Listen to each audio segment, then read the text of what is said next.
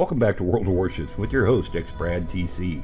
And today we're watching Kitwar in the Tier VIII German battleship, the Bismarck. And it's been a while since we have seen Kitwar make an appearance. German battleships, I'm up to the Tier VII NISA now. They play a little differently than I'm used to the American battleships. I'm used to long-range gunnery at first, and then close in to finish off at the end. German battleships in the game are either notorious or famous, depending on your point of view, for relatively poor main gun accuracy and relatively short main gun battery range. You'll notice Kitwar has a main gun battery range of 21.2 kilometers. My American Tier VIII battleship, the North Carolina, I have a range of, I want to say, 27.1 kilometers at the same tier. So I've got a 6-kilometer standoff, almost. But German battleships have an astonishing secondary battery capability. And we're going to see a little bit of that come into play here eventually. Still, and also, you know, American battleships, more accurate main guns. You only get 8 guns in the Bismarck. You get 9 on the North Carolina. You get 9 on the Iowa. You get 12 on the Montana. Still, even with the relatively poor accuracy, he's managed to get a little bit of damage done. The Missouri is bad for it. Detected, and looks like Kitwar's team is pushing for B and C, though they do have a destroyer in A. A couple of bounces, takes a couple of hits. Okay, you're in a battleship. You're going to get shot at, you're going to get hit, you're going to take damage.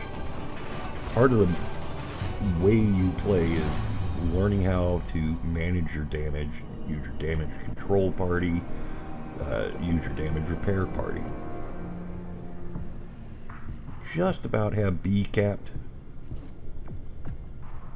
A, oh, nope. Cap got reset in A. I think the destroyer got chased outside the cap circle.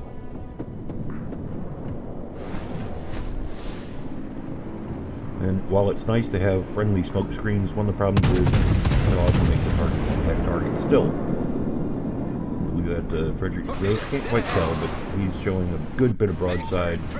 There we go, 8,000 off of him. Unfortunately, took a fair bit of damage in return.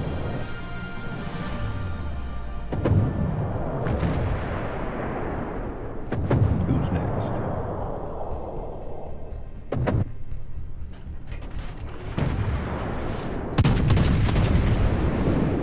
Rounds out. See if we can get hits there. In the meantime, we're just going to hide behind the island a little bit. We might be detected. No sense in exposing ourselves to too much shell fire. I do believe that's in Atlanta over there. Torpedoes to port. The time of flight to the Atlanta shell is just so long that accurate aim is just so hard.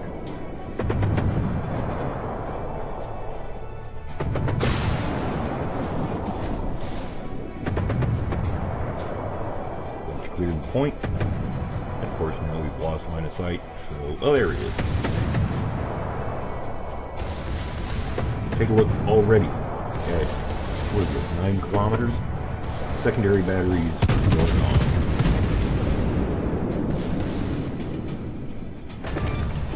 Boom. Main battery takes out the cruiser. Chicago never had a chance. Still, we're on fire. Taking about 40% of our health has been lost on used damage repairability. Maybe time to start thinking about getting out of there a little bit and not being focused so much on the fire. And ship backing down. He's going to take a couple of shots at that. And looking in that brief engagement where the main battery, where the secondary batteries were going off, he's already racked up 44 secondary battery hits. at the low tiers, you can go entire days without ever getting a secondary battery hit. But if you're a Bismarck driver, your bread and butter is to close in and light them on fire with secondary batteries. Look at that. Every Bismarck skipper in the game has built a secondary battery skill build and modules. And he's just pouring out the fire, and he's getting hit.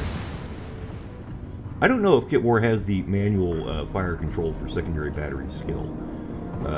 Very good chance that he does. I'll have to ask him next time I talk with him. Again, he's at, what is that? 10 click, and he's scoring hits with the secondary battery. He's starting fires. He's doing damage.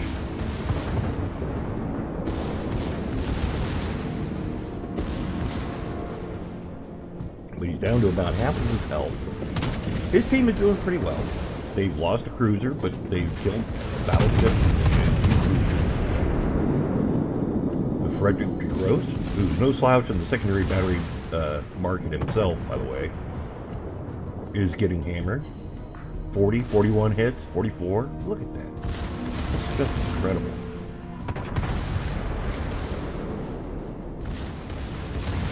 Shifting targets.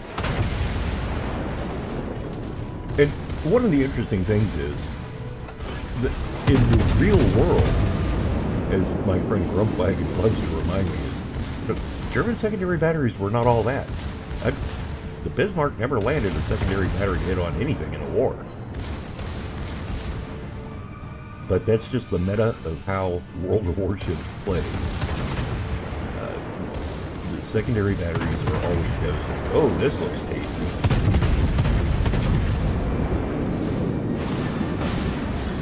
It's a big hit.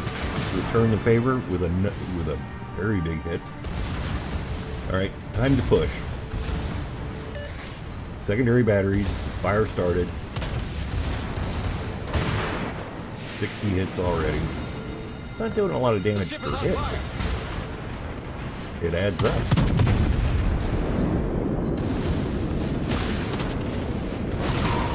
Big hit on Kitwar there, but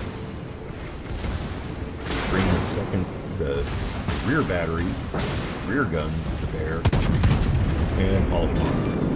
He's dead. Unfortunately, look how low his health is. He's on fire. Torpedoes, dead ahead. The front guns are coming up around. They're ready. Finish off this no car, or Iowa actually.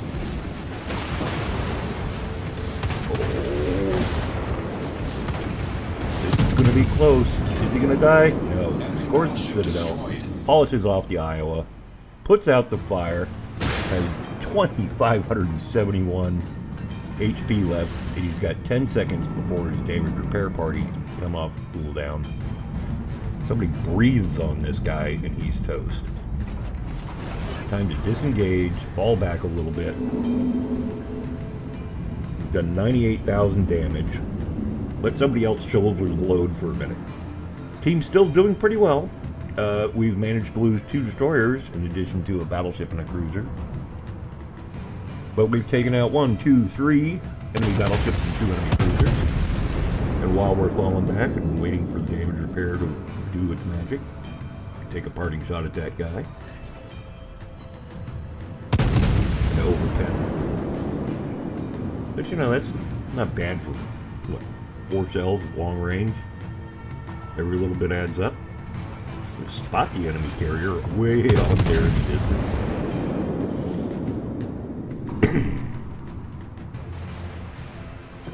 First damage repair has been completed. Got about a minute left on cooldown on that. Take a look on the ship icon, the damage bar. You can see that he'll actually be able to get up to about 35-40% health if he's able to avoid taking any more damage until his damage repair comes off cooldown again. So in the meantime, he's gonna just kind of mind his own business, push in towards the Charlie Cap point, and while we're at it, very low risk, we'll go ahead and shoot. terrible angle to shoot at, but you might as well. And what the heck? Scored an overpen. Yeah. Friendly Otago polishes off. Legato. See what else, what other trouble we can get into. Detected by air. Now would be okay. Damage repair is off cooldown. Building back our health again. Would like to get that all back before. Oh, hey, look. Enemy destroyer is in a terrible position. He was sitting dead in the smoke. Kitwar knew he was there. He had seen him there before. Deliberately pushed into the smoke. Scored major main gun hits on him and then polishes him off with the secondary batteries. Nicely played. And in the meantime, while he was busy polishing off the Fletcher, somebody else polished off the Mahan. So we're down to 2 cruisers and the carrier.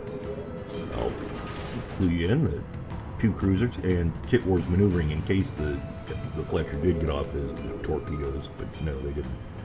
Going to use the hydroacoustic search, and if torpedoes were in the water, he would have spotted them by now.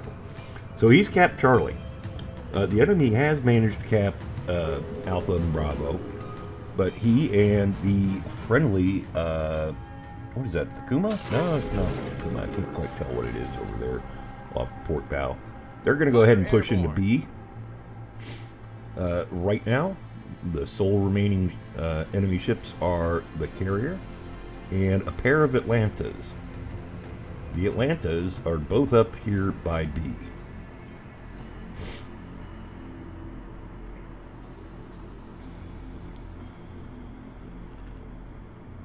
Just leaving the Charlie cap point. Not detected. Oh, we are detected because the Atlantas are nearby. And we're going to slip into B here momentarily. There's one Atlanta. And the other one is hiding just behind the island. But shots out. With just the 2 forward turrets, does score a Citadel and a couple overpens. Picks up the Confederate award. First Atlanta very wisely decides that now's a good time to not be here. Start capping the point. Enemy keeps trying to reset it. Can't get a shot at that one. Can't get a shot at that one. What to do, what to do. No, it's just not going to happen. Well, you know what? Here's the thing. When we talk about the second OK, friendly battleship just nuked the other Atlanta.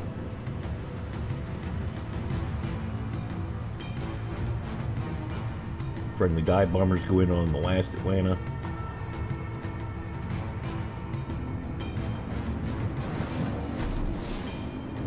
Takes a quick look at where the enemy carrier is. Carrier's running for his life.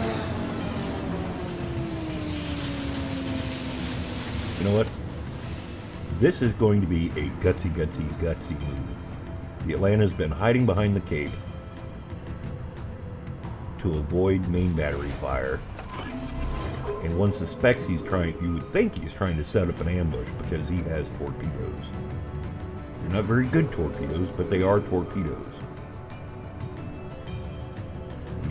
We're proximity detecting the Atlanta now. That are friendly aircraft you haven't spotted.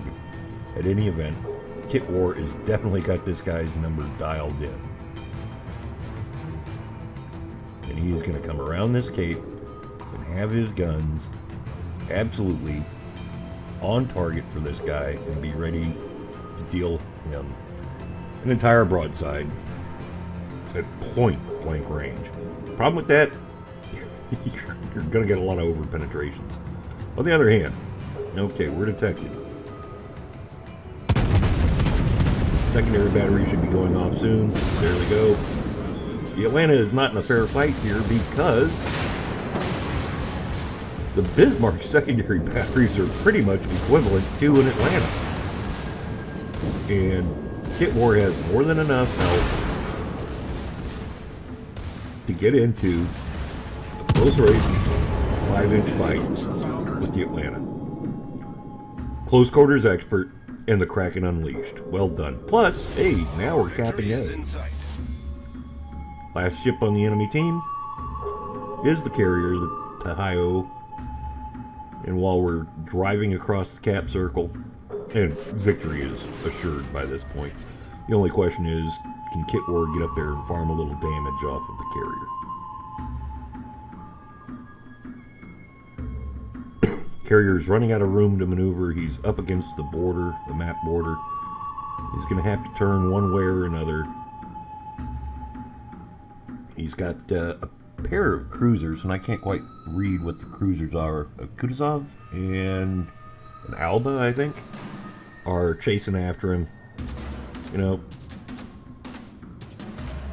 it's over, but you got to go down swinging. You got to do the best you can to stay in the fight. So that is 2 capture points. He's actually capped all by himself, which is going to be very good for his XP level. So 138,000 damage. Look at all the ribbons up there. That's pretty impressive. Trying to close the range. Tahio is maneuvering as best he can, but he's up against the map border. Not a lot of ability to maneuver. Friendly cruisers are starting to get the range. Friendly airstrike going in. Dive bombers, and he's going to be in range of Kitwar very, very shortly. And there we go. Rounds out. Unfortunately for Kitwar, because he helped cap all 3 cap points, that means we're gaining points very, very quickly. First salvo's a miss. Guns are almost reloaded. And shuts out, unfortunately, before he can kill the carrier. The team reaches 1,000 points and wins. Still, 385,000 credits, 6,155 XP, 1232 free XP. Confederate, Close Quarters Expert, Dreadnought, and Kraken Unleashed. 138,000 damage, 55 main gun hits, 266 secondary battery hits. Not surprisingly, came in top of the team, 5 kills plus 2 airplane kills.